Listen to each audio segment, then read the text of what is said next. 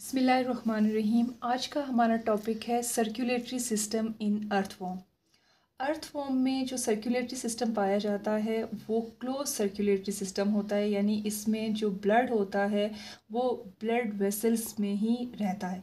यानी जिस तरह से हमने कॉकरोच का स्ट्रक्चर पढ़ा था सर्कुलेटरी सिस्टम, उसमें जो ब्लड है वो डायरेक्टली टिश्यूज़ को बात करता है, जबकि इसमें ब्लड जो है वो ब्लड वेसल्स में रन करता है। इसमें इंटरकनेक्टेड सिस्टम होता है ब्लड वेसल्स का, कैपिलरीज़ का, ब्लड आर्टरीज़ का। और इसके अलावा जो इसमें हार्ट है वो भी लूप की फॉर्म में प्रेजेंट होता है, डिफरेंट ब्लड वेसल लूप की फॉर्म में होता है। उसका स्ट्रक्चर भी हम डिटेल में देखेंगे। पहले हम ये देखते हैं कि जो रेस्पिरेटरी सिस्टम है अर्थवॉर्म का, उसमें जो रेस्पिरेटरी पिगमेंट है वो हेमोग्लोबिन होता है। लेकिन इसका हेमोग्लोबिन ह्यूमन की तरह आरबीसीज में कन्फाइंड नहीं होता, बल्कि ये ब्लड प्लाज्मा में डिज़ोल्व होता है। और यही जो है वो ट्रांसपोर्ट ऑफ गैसेस में हेल्प भी करता है। और इसका कलर जो है वो ब्लड का रेड होता है हीमोग्लोबिन की प्रेजेंस की वजह से। इसके अलावा इसका ब्लड प्रेशर भी मेंटेन ब्लड प्रेशर होता है। अगर हम अर्थवॉर्म के हार्ट की बात करें तो इसका हार्ट जो है वो ह्यूमन लाइक होता है और इसको एओर्टिक आर्क्स कहा जाता है। ये बिल्कुल वैसे ही होता है जैसे ह्यूमन हार्ट फंक्शनिंग करता है। ये जो एओर्टिक आर्क हैं ये 4 और 5 पेयर्स होते हैं और ये हेड रीजन के नज़दीक होते हैं और ऑसोफिगस को इनसर्कल करते हैं। और ये इसके जो अर्थवर्म की बॉडी है, हमें पता है कि वो सेगमेंटेड बॉडी होती है। इसके सेगमेंट 7 से लेके सेगमेंट 13 तक ये एओर्टिक आर्क्स प्रेजेंट होती हैं।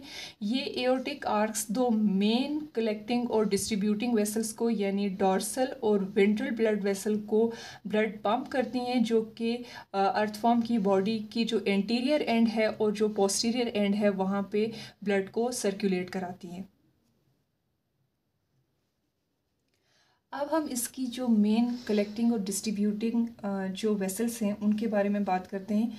डॉर्सल ब्लड वेसल्स, ये जो डॉर्सल ब्लड वेसल इसमें प्रेजेंट होती है, अगर हम इस फिगर में देखें तो इसमें ये जो रेड लाइन है इससे ये रिप्रेजेंट की गई है। ये इंटेस्टाइन के ऊपर लोकेट करती है और इसमें जो फ्लो ऑफ ब्लड होता है वो पोस्टीरियर एंड से एंटीरियर एंड की तरफ होता है। ये अर्थवॉर्म की बॉडी में सबसे लार्जेस्ट ब्लड वेसल होती है, थिकेस्ट ब्लड वेसल होती है और इसकी जो थिन ट्रांसपेरेंट बॉडी वॉल है उसमें ये एक डार्क लाइन की तरह नज़र आती है। इसमें कॉन्ट्रैक्टाइल मसल्स होते हैं, इसमें वॉल भी प्रेजेंट होते हैं जो कि ब्लड को फोर्स करते हैं कि वो पोस्टीरियर एंड से एंटीरियर एंड की तरफ मूव करे। इसके अलावा ये जो अर्थवॉर्म होता है उसके फर्स्ट 13 सेगमेंट में एज अ डिस्ट्रीब्यूटिंग वेसल काम करती है और इस जो 14 और इससे जो ऑनवर्ड्स तकरीबन जो सेगमेंट्स आते हैं जो 150 तक जाते हैं उसमें ये मेन कलेक्टिंग वेसल के तौर पे काम करती है।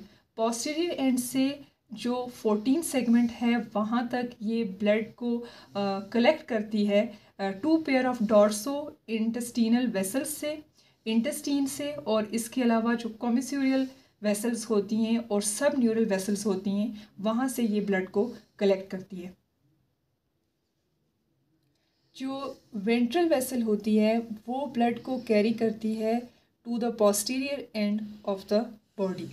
ये स्टार्ट होती है अर्थवॉर्म के सेकेंड सेगमेंट से और इसके लास्ट सेगमेंट तक जाती है और ये मेन डिस्ट्रीब्यूटिंग वेसल है अर्थवॉर्म की बॉडी में। इसकी वॉल थिन होती है और इसमें मसल्स और वॉल्व्स जो हैं वो प्रेजेंट नहीं होते। इसमें जो direction of flow of blood है वो एंटीरियर एंड से पोस्टीरियर एंड की तरफ है और ये बॉडी वॉल को, सेप्टा को, नेफ्रीडिया को और रिप्रोडक्टिव ऑर्गन्स को ब्लड सप्लाई करती है।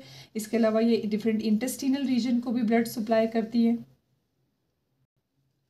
उसके बाद आती है सब न्यूरल वेसल। सब न्यूरल वेसल 14 सेगमेंट से लास्ट सेगमेंट तक रन करती है और इसके अलावा इसमें जो direction of flow of blood होता है वो भी एंटीरियर एंड से पोस्टीरियर एंड की तरफ होता है और इसमें मस्कुलर वॉल नहीं होती, इसमें इंटरनल वॉल भी प्रेजेंट नहीं होते।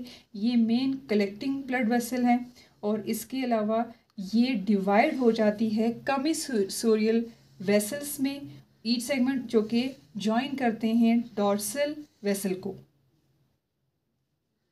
ये रिसीव करती है ब्लड को फ्रॉम वेंट्रल बॉडी वॉल और उसके बाद इसको इंटेस्टाइन को सप्लाई करती है।